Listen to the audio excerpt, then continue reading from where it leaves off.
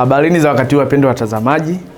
Nipende kuwakaribisha katika chaneli yetu pendwa ya Afya kwa Wote kwa mara nyingine, na siku ya leo tunaenda kujifunza umuhimu wa kupima uzito kabla ya kupewa dawa. Wapendwa watazamaji, uzito ni kitu muhimu sana kwa mgonjwa yeyote yule ili aweze kupewa dawa katika viwango vinavyoelekezwa. Wapendwa watazamaji, popote pale utakapoenda, hakikisha unapima uzito kwa ajili ya kujulikana wewe unatakiwa upewe dawa kiasi gani. Lengo, kipimo sahihi cha dawa huwa kinasaidia mgonjwa kuweza kupata dawa kulingana na uzito wake.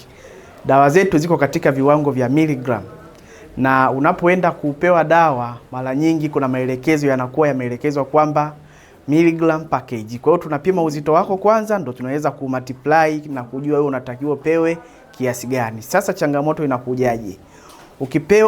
Usipozingatia uzito, mwisho wa siku utapewa dawa.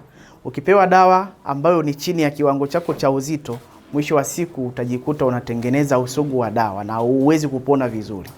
Lakini bado ukikadiriwa dawa, ukapewa dawa kubwa kuzidi uzito wako, mwisho wa siku utatengeneza sumu, na unaweza ukatengeneza uhatarishi wa viungo muhimu katika mwili wako. Hivyo basi, ili uweze kupata kipimo sahihi cha dawa, inabidi upime uzito. Lakini pia jambo la pili, kuepuka madhara ya dawa. Wapendwa watazamaji, uzito kama tunavyosema, na ndio maana ukienda katika mafamasi, ukienda hospitali lazima upime uzito. Hata kwenye prescription yako unaoandikiwa, lazima kuna sehemu wanaokuambia uzito wa mgonjwa fulani ni kiasi fulani, ni kilo kadhaa. Kwa hiyo basi, ili kuweza kuepuka madhara ya dawa ambayo ni kama ile mifumo ambayo inahusiana na uchujaji wa dawa, ukiwa umepima uzito ukapewa dawa sahihi kulingana na uzito wako, huwezi kupata hatari yoyote ile. Hivyo basi tuzingatie sana kupima uzito ili kuepuka madhara yanayoweza kutupata. Lakini pia ufanisi wa matibabu. Wapendwa watazamaji, ukipewa underdose usitarajie matokeo chanya, lakini ukiwa overdosed usitarajie kuwa na usalama au kuwa katika hali inayofaa.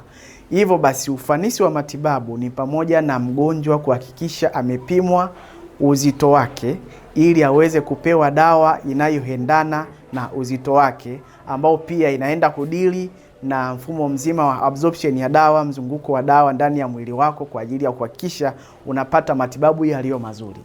Lakini pia kuzuia sumu ya dawa. Wapendwa watazamaji, kama nilivyoeleza, ukishapima uzito tayari, ili inatuongoza sisi kuweza kujua formula ya kujua huyu mtu anatakiwa pewe vidonge vingapi au miligram ngapi za dawa au mils ngapi za dawa. Hivyo basi tunapokuwa tunapima uzito, ni pamoja na kujua ukomavu wa viungo vyako kulingana na uzito wa mtu. Pia huwa inaweza kuangalia huyu mtu viungo vyake vinavyohusiana na swala zima la kuchuja dawa, vinaweza vikawa vimedetermine ni kiasi gani cha dawa anachotakiwa kupewa. So ili kuweza kuepuka wewe mwili wako kujaza sumu, kuletea madhara, lazima tupime uzito kwa usalama wa afya yako. Lakini pia usalama wa mgonjwa. Wapendwa watazamaji, kuna wazee lakini pia kuna watoto.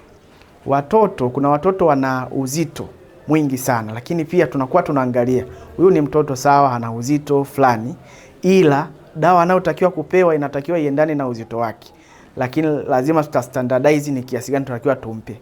Lakini tukija kwa wazee wetu, pia wanatakiwa wapate dawa ambazo ni laini kwa ajili ya kuweza kuingia kwenye blood saturation na kuweza kusafiri kufanya absorption ambayo inatakiwa kutengeneza therapeutic index.